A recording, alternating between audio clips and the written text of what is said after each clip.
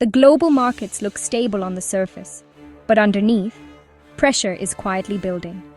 And according to our research, 3 major risks could define the financial landscape in the months and years ahead. First, the U.S. debt refinancing crisis. For decades, the U.S. government borrowed differently.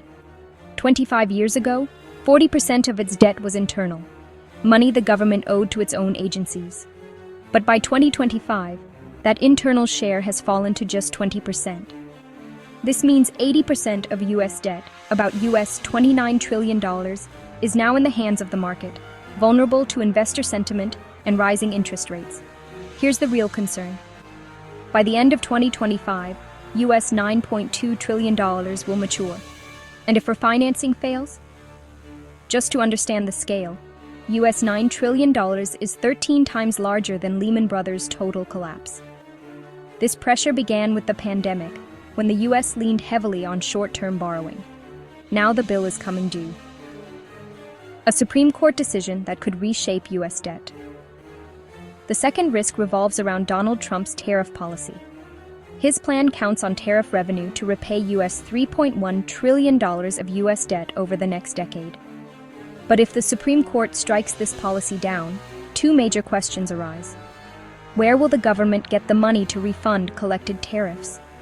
And how will it service future debt without this revenue stream? A rejection could create a sudden and serious funding gap. Finally, the U.S. dollar's reserve status is on the line.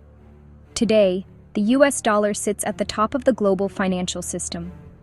58% of global reserves are held in USD, a dominance built on trust and the safety of U.S. treasuries.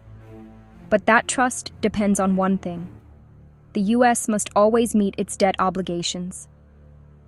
If the U.S. defaults on any part of the U.S. $9 trillion in bonds coming due between late 2025 and 2026, the world will ask a tough question. Can the reserve currency still be trusted? If confidence cracks, the ripple effect would be global. Stay tuned for more such insightful videos.